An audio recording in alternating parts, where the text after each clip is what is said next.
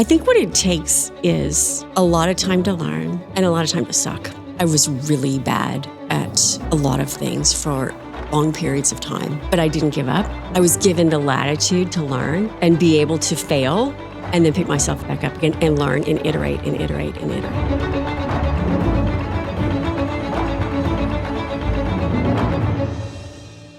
Today's guest, I'm very delighted to have. She has spent over the last 2 decades in the live shopping television world. In addition to that, she has done over 24,000 hours of live television. She's sold over $1 billion in retail product sales. And she has done hundreds of commercials and infomercials that have been seen by audiences in over 70 different countries.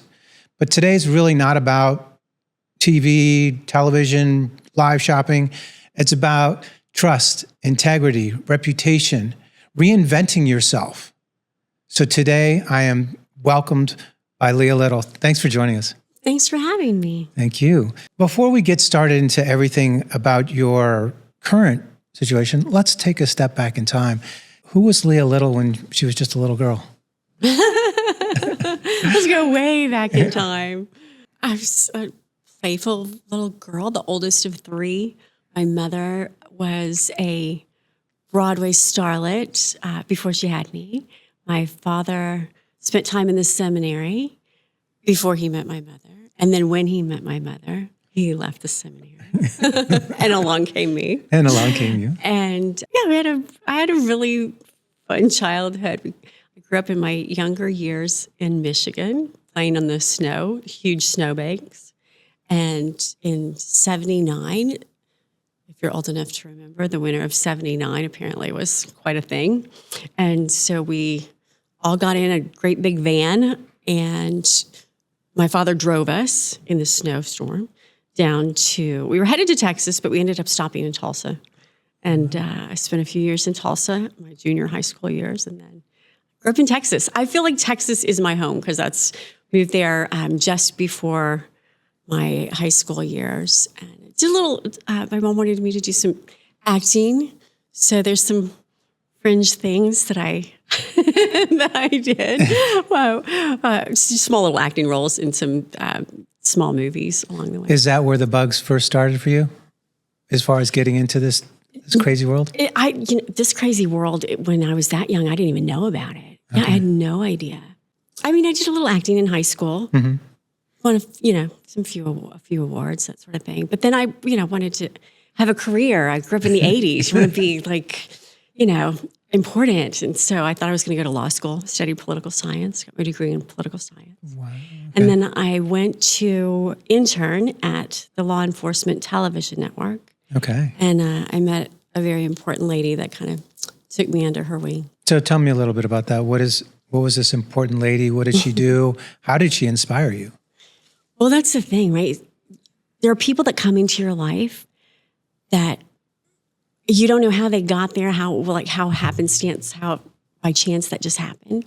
And you don't even know what impact they're going to have at the time. I was just a 19-year-old interning and answering phones at the Law Enforcement Television Network. She was a Miss America from the 80s who was hosting the morning shows for the Law Enforcement Television Network. It's a national network, talking to police officers, training police officers. And she just kind of took me under her wing and said, come with me. And so I said, sure, let's go. And so what did that journey look like for you? Well, she was a beautiful mentor in my life. She introduced me to some very spiritual concepts. I mean, my family, religious, spiritual background. Mm-hmm. But as an adult, it was some big introductions she made for me, some deep reading and some consistency that I learned from her. I really discovered Tony Robbins through her and with her, and bought the original Personal Power cassette tapes, saved up my money so I could have those original Personal Power tapes. And you still have them today. And I still have a couple of them today, yes. And Now, I mean, fortunately now it's all available online digitally. But that was such a huge impact in my life. I think it was probably through, I can't remember if it was through my dad or maybe even through her, who I also was turned on to Wayne Dyer. Okay, yeah. Who also probably was one of the biggest impacts in my life beyond Tony Robbins. Are those two individuals kind of a little bit of the influence of why you're now such an avid reader and consumer consume so much of this type of data or information and style? I don't know if it's them in particular. Mm-hmm. I think I learned from Debbie a love of learning. Wow. And that's beautiful. Changed my life. That's beautiful. She took her job very seriously. She was a creative. I'm sure we'll get into that. Yes. But she also inspired me to just explore the world, learn about things I didn't know about, current events and things that really didn't pertain to my day-to-day life, but she opened my eyes up in a huge way. And so with that love of learning, that's where I developed that love of reading, because there wasn't the internet. There wasn't podcasts. There wasn't podcasts. There were books. Right. There were books. And fortunately, my mom did become an English teacher when I was quite young. And so I learned how to read really well. And through loving acting and, being on a stage, I learned how to remember things. Okay. And so that combination was, really useful for learning. That's great. So going back a little bit, so was Debbie your breakthrough into this business, to television and shopping and... Yeah. She kind of took me under her wing, and I became her assistant, her personal assistant. Okay. First and foremost. I mean, I booked her airline tickets and drove her to the airport and kept everything going, all the books and that sort of thing. But then one day she wanted to do a television show, a country music television show. Okay. And so I had since moved in with her, and because she was traveling a lot of the time. So basically I was kind of house sitting, less of a roommate and more of a house sitter. And she wanted to start a country music television show. And I said, okay, let's do that. And so she handed me a white legal pad, yellow legal pad. I remember it vividly in my mind, and a pen, and said, here, write down some of these thoughts. And she just kind of went off with her ideas of what she wanted to do with this television show. And I'm fast and furiously writing all of this down. It became a television show. We started flying to Nashville. She flew me to Nashville to go do interviews with country music celebrities. Ironically, I had never listened to really country music when I was living and growing up in Texas. But what was so poignant to me is that she just said, I have an idea, take notes on this idea, and it came to life. I mean, within 6 to 8 months, we were the opening show for the Country Music Awards in Dallas, the pre-show. Right. And then literally within a year, we were in national syndication in 87% of the country from this little idea that she had. So that kind of goes back to like when, people used to talk about making deals on a napkin on a bar. Yeah. And it's like, or the idea came from a napkin on the bar, or the agreement came from. So you literally did that, other than you're just throwing around ideas and coming up with concepts on a piece of paper. And then you then went and pitched them to the networks. And then from there, someone picked it up. And well, at that point, she did that. Okay. I was just writing and learning and watching and in awe of it all, and kind of pinching myself. I had never flown on a plane. I had certainly never interviewed anyone before. I clearly never conceptualized even being in television. So take me through this a little bit. So she had the idea, she brought it to the networks, and then you say you were the assistant, but somehow now the switch is you're actually interviewing these artists. And my understanding from what we've talked about in the past is they're very significant artists, Kenny Chesney's and, so many others along the way that, and sometimes before they were stars, Toby Keith and, anyway, keep going on and on. Yeah, there's so many stories. But anyway, so how did that switch happen? So she was still working for the Law Enforcement Television Network. So she still had it wasn't 9 to 5. It was Her day early job. mornings, her day job, and the show was growing, and so she needed to double herself, and so I wasn't on camera interviewing. We would just kind of look over at that time. They would send you an EPK, an electronic press kit, Right. and you would look over it. You talk to the publicist and see if there were any key points that they wanted to talk about. And so when she wasn't available, I had my camera guy with his camera over his shoulder, and I would be standing, next to the camera, and I would just be asking the question. I would just be asking the questions to the artist, and kind of just getting answers. I wasn't having a conversation like you and I are having right now. Okay. They were packages. So, I could do follow-up questions. I certainly could. I just didn't often do that. I was just sort of asking questions and, kind of, and listening. She definitely, I somehow learned the gift of listening. So I've asked you earlier, was that the time where that bug hit you to go, you know what, I could do this for a living? She did have me do a few stand-ups. Okay. Like she would be doing her delivery for hosting the show, Right. the opening or some of the openings for the packages. And she would, once she had that in the can, as they say, Right. so it was recorded. Back in the day. Because it was real tape. Exactly. And so then she would say, okay, Leah, you come stand in here. And then I would read the teleprompter and I would mimic her. Because that's what you do when you're learning. You Right. just mimic until you find develop your own skills and find your own way. And I would just stand in for her, and that's how I started to practice. And it was terrifying, and I wasn't really good at it at all.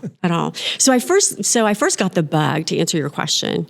I had since moved to Nashville, and in between studying for the shows and learning about these country music artists and coming up with the questions and emulating, the glamour around me, I flipped through and saw this lady on a television shopping network. And she looked through that screen and she told me about how beautiful she felt when she used this vitamin C cream. And she had this beautiful Irish accent. Her name is Patricia Flavin.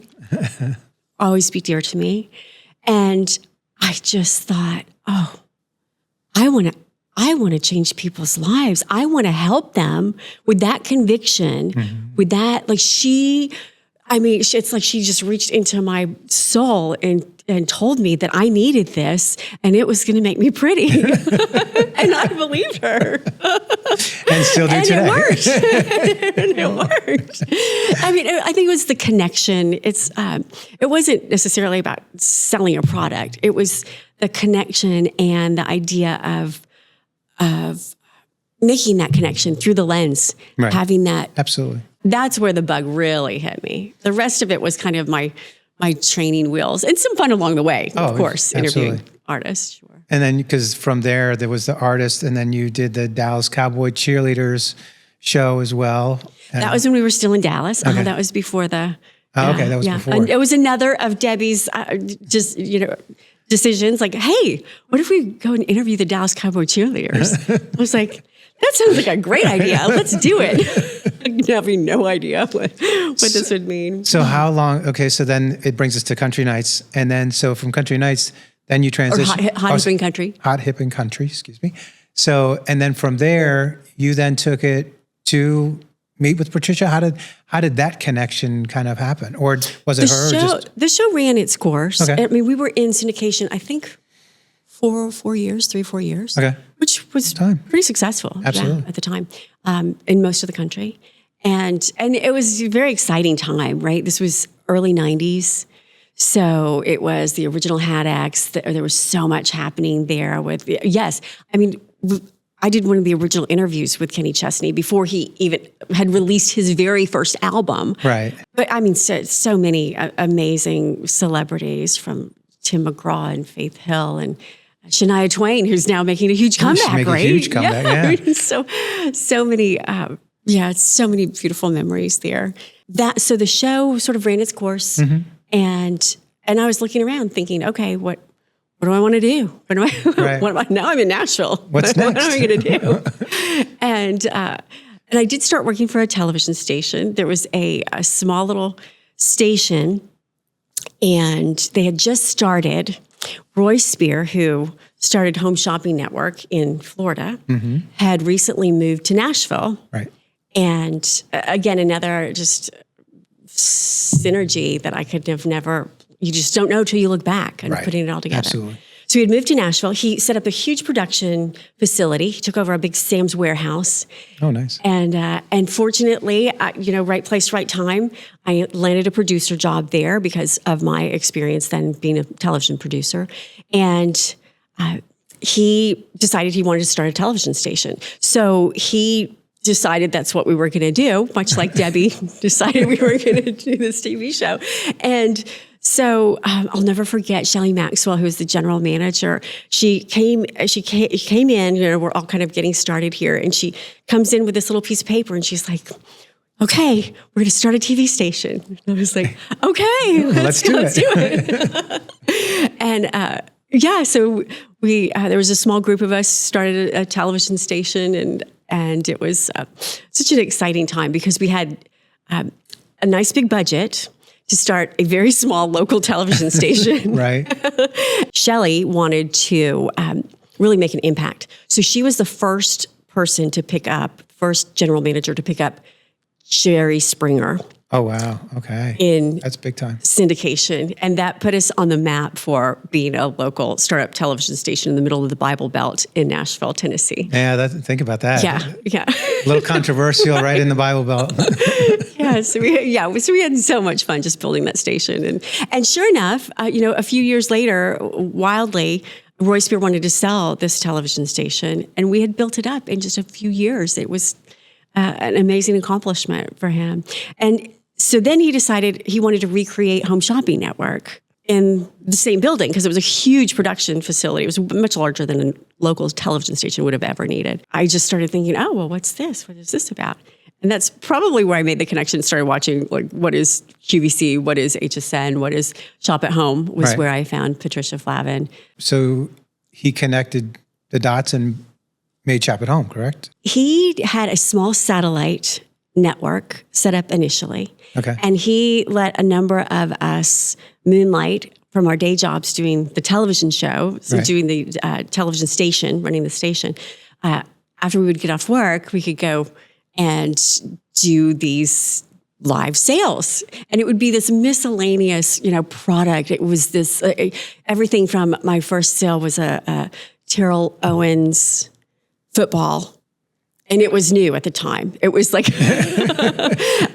to like a little, I'll never forget, something that kind of stuck to the window and it had like a little like Bible verse it was all over, an umbrella. I sold it like one of the first 3 products I sold. But it was great learning because nobody was watching.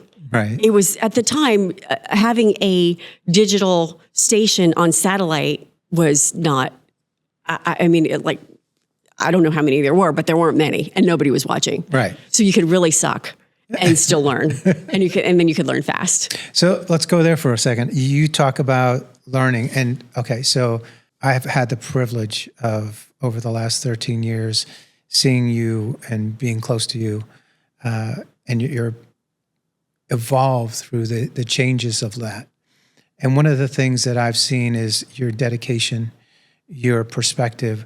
And quite honestly, the way that you actually can look through the television, kind of like what you said with Patricia, was that you feel like when you're on the other side of the TV that you're speaking through the TV. That's not something that happens naturally. Help me understand, help the people that are listening to this today understand, what did that take from you to get and hone those skills, that all the things that you're so seem so effortless today is so natural and so believable. How does that happen? Well, thank you. How much time do we have? As much as you like. I think what it takes is a lot of time to learn, a decision that you want to do something, and a lot of time to suck. I was really bad at a lot of things for long periods of time. But I didn't give up. And I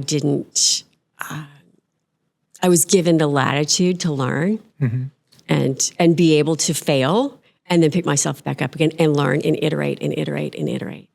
And for example, when Roy Spear had started this second HSN, this mini HSN, he called it, he brought in Bob Circosta. Oh, the legend. Bob Circosta is one of the original hosts of the Home Shopping Network.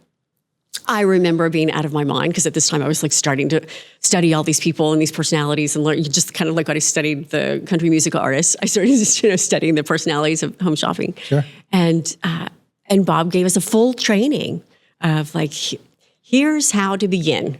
Here, feature benefit, the benefit, describing the benefit. I mean, of a product. I remember the first one was a gold necklace. I think he kind of used that as the starting point for learning. Yeah, I was given a lot of tools and I was given a lot of runway.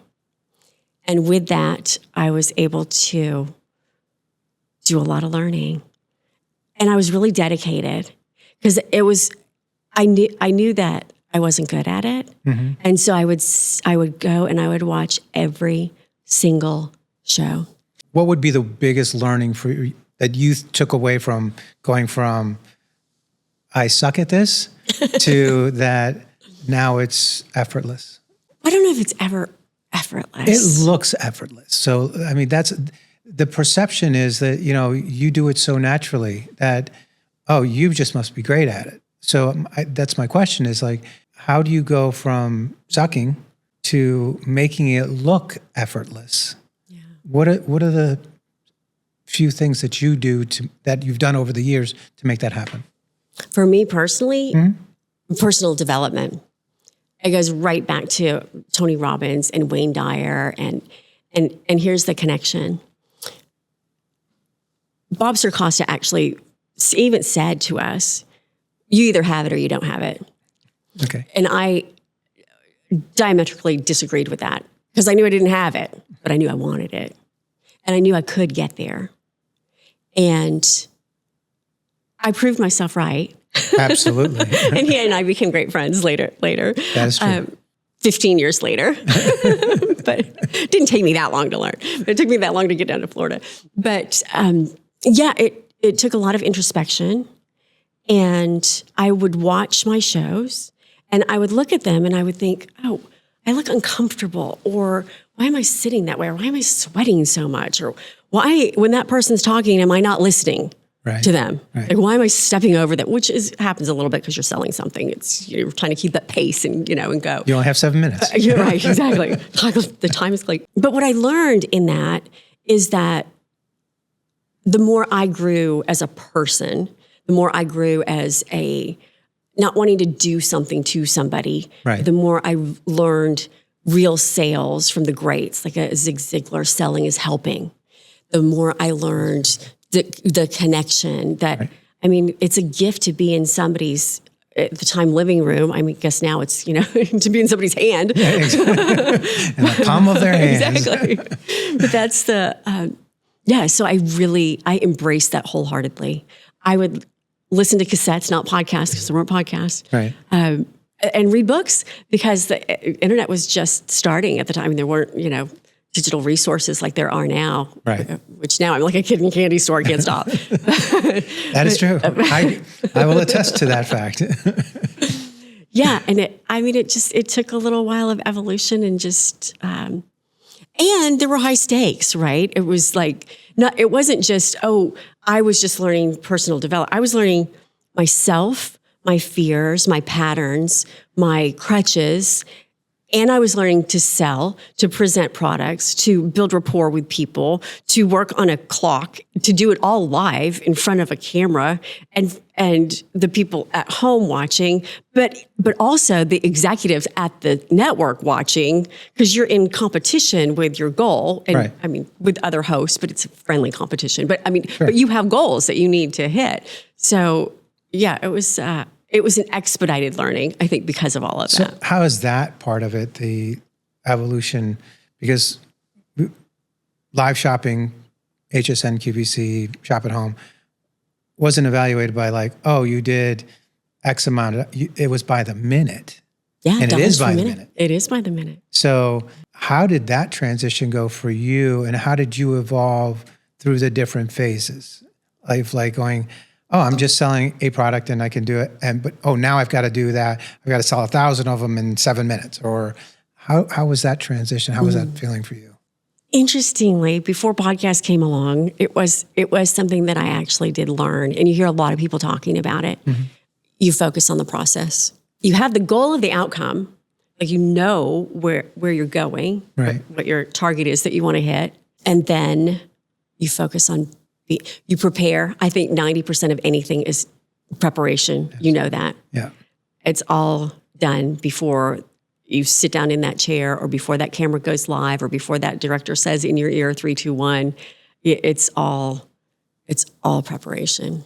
Yeah, and then that way, when you've prepared enough, you can just let go in the moment and be present. You're still going, but right. It's not like riding a bike. It's not like you get on there. Oh, okay, let's just go. No, it's when it's live and there's that it's an intensity, right? But you're prepared for that intensity. Take us back a little bit. People talk about big numbers and a lot of different things at certain times. And one of your accomplishments years and years ago, when you, I don't say first started, but when you started, in an hour's period of time, you sold over $1 million worth of jewelry. Jewelry, yes. My favorite jewelry line, Generations 1912. Yeah. Yes. So, one, how did you get that to happen? And two, what did that feel like for you at the moment? Because that's like, when they first broke the 4-minute mile, like people hadn't done that before. And so some people had, but not at our little network. Our network Shop at Home was in 60 million homes, right, which is a decent size. Sure, but it wasn't quite as big as the giants of HSN, which I went to later, right, and of course QVC now. Sure. But I mean, I didn't actually. This is going to sound so naive. I didn't understand the enormity of it, honestly. And it's not because I was in the moment and like woo-woo. Right. I literally was just, okay, this is your goal. Okay, let's go do it. Just like it's like the piece of paper with a TV show and just like the piece of paper with a television station. Right. I just was like, okay, let's go do it. And it wasn't, it was the same with any goal. It could have been a $400,000 hour or $1 million hour or whatever. It's just about the process. Because I fully believe you can't make anybody buy anything. So you learn about your product, you study about your product, mm-hmm, you have something that you believe in and that you connect with, and you do your best to put it all out there in whatever format is in whatever format you're doing this on. Mm-hmm. Now it would be digitally. Now it would be through the phone or through. Then it was through the camera. But you would work the process and then make the offer. And it's up to them if they wanted to buy it or not. Right. The fact that it turned out to be $1 million hour was really exciting to me. Right. But it was. I don't know how to convey it. It wasn't about the fact that it was $1 million. It was about the fact that it was exciting because we did something big. Right. It was just an accomplishment of like, oh, look, we did that. And at the time you could go ring a bell if you hit your goal for the hour. Oh, okay. This was over the goal. So we had a little bell and we'd go ring the bell. And I was like, I'm going to ring the bell. So, and then I'm sure subsequently you've rung that bell many, many times. You mentioned something a minute ago about products that you believe in, and it allows you to present it better because you can't make someone buy something they don't want. How important is it for you or anyone to be able to come in and believe in the product, present the product, and if they don't believe it, do you believe that it's like that comes through on TV or whatever, however they're consuming? I think I have two angles. I might want to take that question. Okay. One is a show that I did with a gentleman who had he had patents and came up with a hair straightener that was a steam iron. And I was kind of getting in my zone at that point. And I don't have curly hair. And so when he was telling me about this, and it's new and it's exciting, and we were doing the launch on television, and I had learned at that time not to judge a product. Now, if it's a crappy product, that's another thing. But if it's a product that's made it to be on the platform, then obviously it's got some legs. So my personal judgment of it, just because I'm not going to buy it, doesn't mean I can't sell it. Right. Sure. As he's telling me that, I'm having this, you ever had these conversations where you're having a conversation, but you're also having a conversation in your head? Absolutely. So I'm having this conversation in my head, and I'm like, none of that matters, Leah. Just focus, just listen. So I just worked you do the show open, you introduce the product, and you do the demos, and you do the price. And our phones were so busy, there was an hour wait. An hour wait. To get that product. To get that product at that network at that time. And that was a milestone, just like hitting $1 million hour. Because that means to me, I've done my job. Right. Because there's a lot of, in the world of home shopping, people get annoyed. Because they don't have enough operators. They can't take the phone call. For me, I'm not in charge of the operators or the phone calls. I'm in charge of putting the information out there and hoping that, the market meets the person that wants it and making that magic happen. And so I was really excited about that. And I was also personally excited that I set aside my personal judgments of the product, because to answer your question, yes, I do believe that enthusiasm comes through. If you really believe in something, sure. I think it just naturally that integrity comes through. And then also when I came to HSN, I think I had some wonderful opportunities down here because the executives from Shop at Home had moved down to HSN, many of them. And so they recruited me to move down to Florida and work for them. And I was so excited. It's the big leagues. I was coming down here. It was so exciting. And they said to me, what area do you want to do? Well, I had been hosting. So I'd done jewelry. I'd done beauty for years. I've done cooking. I've done home. I did all electronics. I did all of them. And so I just said, well, put me in, coach. Where do you need expertise? Where do you need somebody to fill the gap of, where you've got something missing? And so they said, let's have you be the big brand ambassador for national brands in the electronics department. Wow. And I said, okay, let's do it. Let's do it. So along the way, I had some amazing products and amazing brands.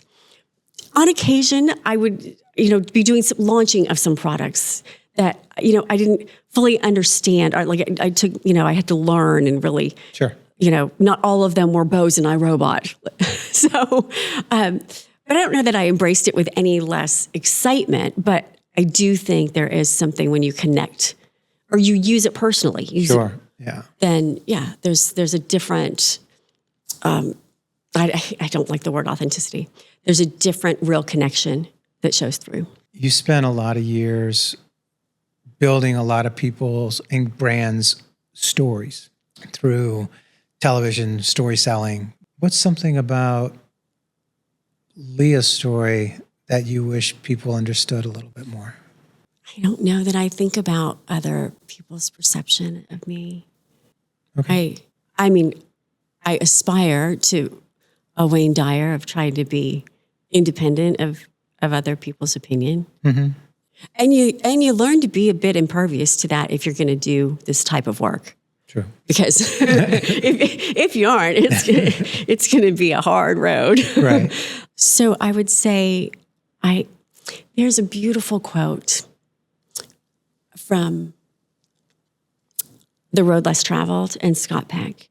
And he says something to the effect of, if your heart is in the right place and you have the intention to do the right thing, then life will work out for you.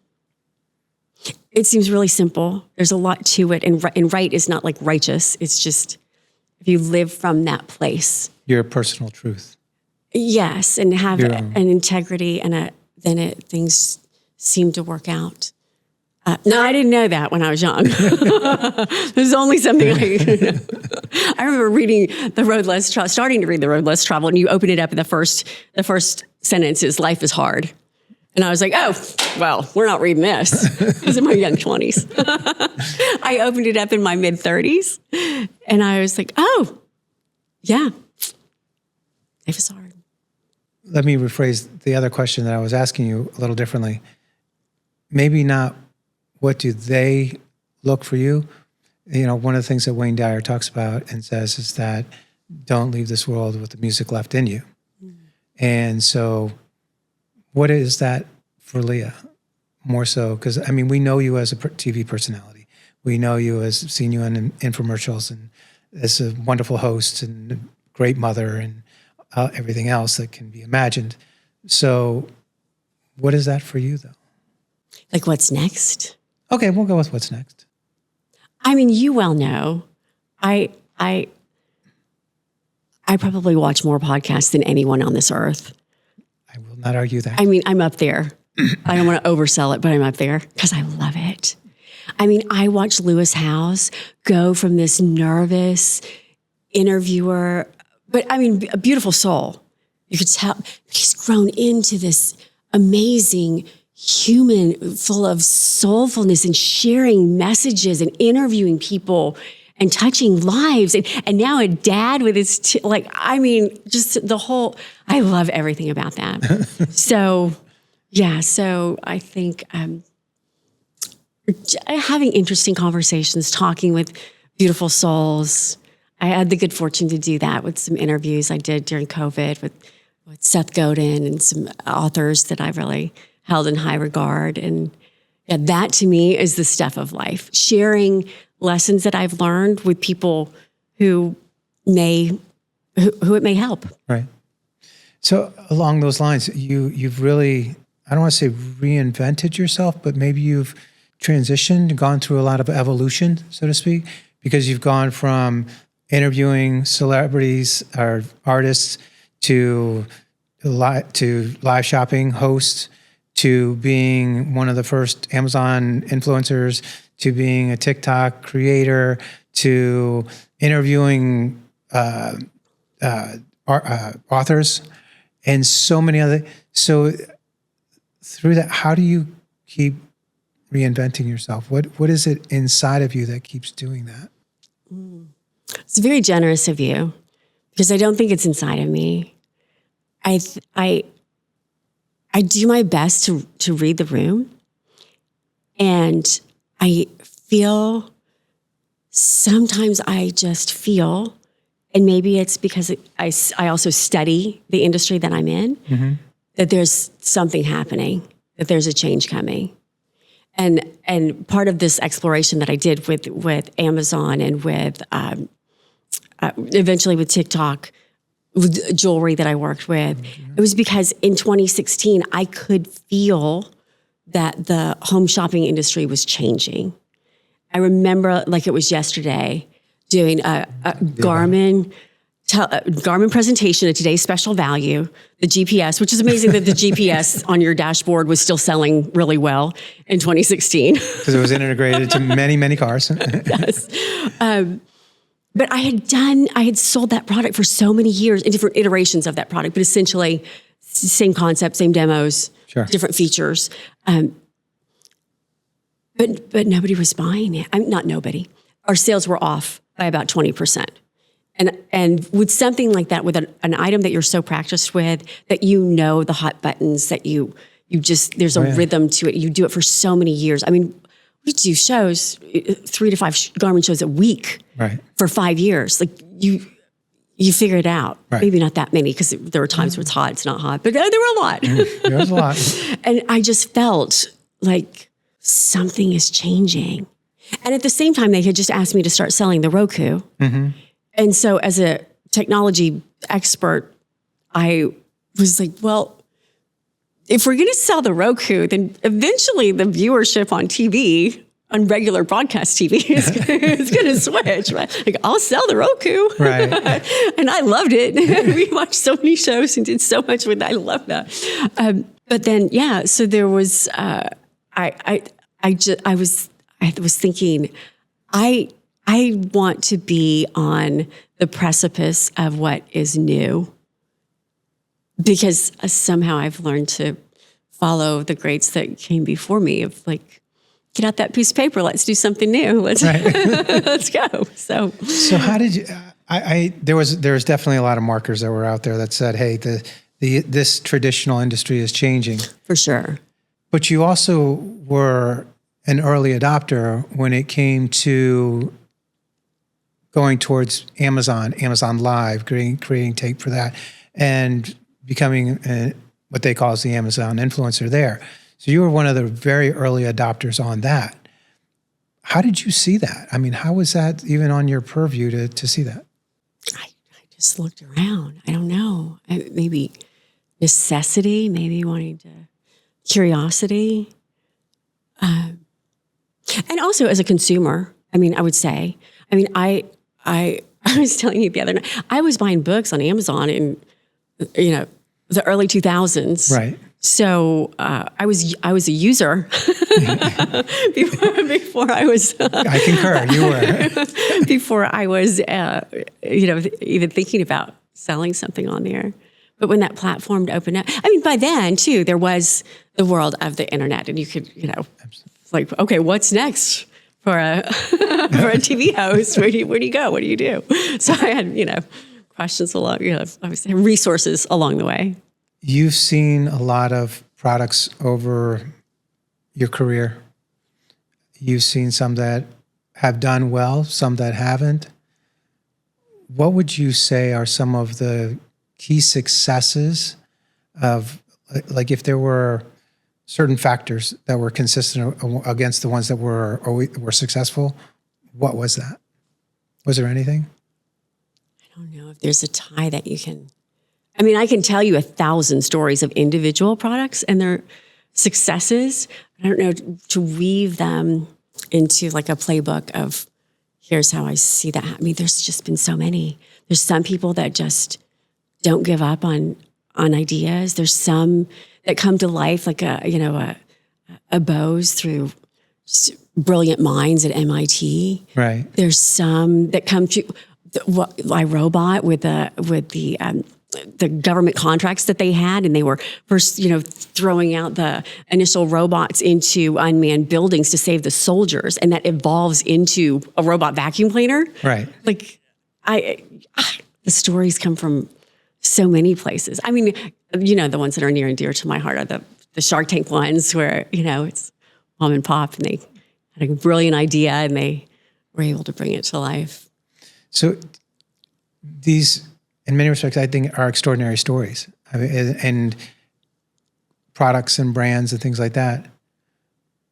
But you've also seen beyond that, because in many cases you've seen the inventors. You've seen those individuals. Are there characteristics of those that stand out for you? Are there any of them in particular? The ones that I cheer for, the people that I like to work with, the brands that I celebrate their success. Sometimes they're little brands, sometimes they're national brands, are the ones that work with intention and integrity and quality and care about people and treat people well and try, not always, but try to make the best decisions that they can make at the time and aren't afraid of having difficult conversations. Some of the things that you share with me today have really been about building a trust, and not only building a trust with the brands that you've worked with over the years, but the customer, the consumer, of them trusting you, and what you're sharing with them is true and true to you, more importantly, as a person. I'm going to shift gears a little bit. We're going into this AI world. How do you feel like that's going to either interrupt that or enhance it? What are your thoughts around that? Ironically, I was just listening to a podcast on the way in. What a surprise. With Lewis House. and a beautiful woman, I did not catch her name, but she said during the course of their conversation, I don't always know, something to the effect of, I don't always know what's next. And she was talking about her impatience That's something that she's working on right now. And she said that to combat that, what she does is she tries to stay very present, and her next step will be enlightened as she steps into it. And the next step will only show up when you've just stepped into that first step. So I would say for AI, it's not a very techie answer. I don't have an opinion about like being afraid of it or embracing it, or I've listened to a lot of talk about it. Sure. I feel that a lot of it's so exciting. Right. I mean, I love working with ChatGPT and learning Claude and having conversations and questions and then, questioning, is that really accurate? Like, or am I asking the questions in the right way? And I've even toyed with duplicating myself and like seeing what AI comes up with. And I mean, because it's going to happen, so you may as well play with it. Just so my hope is that we all take the next right step and then keep our kids close and and step into the future without fear. That's a big thing. So talk to me a little bit about that. You've alluded to fear in the past in this conversation a little bit, stayed away from it. What does staying away from it for you mean? I think staying away from fear is stepping into it. Explain that. Doing what is the book from forever ago? Like, feel the fear and do it anyway. Yeah. I hear so many young podcasters, and I love it. They say all these things, and then if you are a child of the '80s, like I am, you have these reflections of like, oh yeah, this is you said that. This is like Jim Rohn was the mentor for Tony Robbins, and then Tony Robbins. You hear so many people quoting, which I love. I mean, that's the legacy, right? That's what I would think that you'd want to pass on. So I would say that I try not to focus on fear. I try to focus on what I want. And I don't mean like what I want to accomplish or what I want to grab. I focus on how I want to live, how I want to be, the example I want to be for Victoria, for anyone who might peer in. I've said this before. I want to be transparent. Like if you just peered in to my life, I'd be the same here as I was there. Maybe a little bit more animated when I'm on camera. But that to me is that's how I deal with fear, is finding my own personal center, live in my own integrity, being kind, try to put my judgment in my pocket. That's what I work on. And that's that. Yeah, not fight it, because I don't think that helps me. Face it, not fight it. Joe Hudson talks about that. It's like you. Does he really? Yeah, he talks about like you can't, like if you're angry at something, don't fight the anger. Let it in, understand it, love it, and then let it go, and then it won't have the power. He talked the other day about how if it were like a hose, and if you kink it, it's anger, it just shoots up a different way. And sometimes it's like, and then other times you kink it a different way and it's like, just shut off. But if you just let it flow and run through it, it'll just pass through. And I thought it was a beautiful way of putting it. Just like, so if we just allow it to come visit and move on, we can definitely grow. Yeah. And we're not attached to it. Kind of going back to your Wayne Dyer references. I think Joe Hudson is right up there. Yeah. I mean, I've only studied him just a little bit, but yeah, he's an amazing human. So you've had, bringing this back to you, you've had an amazing career. And I know you're not done yet. There's a lot more that's coming. But if there was a young lady, a young man that saw you at a coffee shop and said, I'd like to buy you a cup of coffee and just, I'm looking to get into a career and I'm thinking of social media, getting in front of TV. What would you tell me? What would you tell them? I would hope that I would be very present and not have my earbuds in listening to a podcast and be able to really be with them. I would say to them, go for it. I mean, initially, absolutely go for it. And become the best version of yourself. Learn as much as you can learn about you and your, because from that place, I think you can create anything. So we're starting a tradition. Thank you. That was beautiful. We're starting a tradition that the last guest left a question for the next guest. Like the diary of the CEO. Like a diary of the CEO. Stephen Bartlett, yes, we're my borrowing hero. this from him. So our last guest asked this question. When you get knocked down, who is that one person that motivates you to get back up?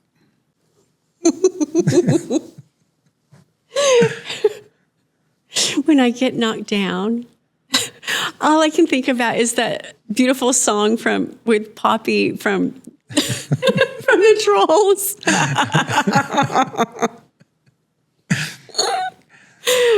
You're reaching deep. I can't argue with you. I know exactly what you're talking about. Get back up again. Get back up again. So your reference will be Poppy from Trolls. Justin Timberlake. I mean, there's so many. My father, there's been you. There's been a man that we interviewed who showed me how to meditate. And that tool has been amazing for me. Leah, thank you so much for joining us. Thank you for being part of Built Here. And I'm sure our audience will love it. And if you want to find Leah Little, you can go find her at leahlittle.com.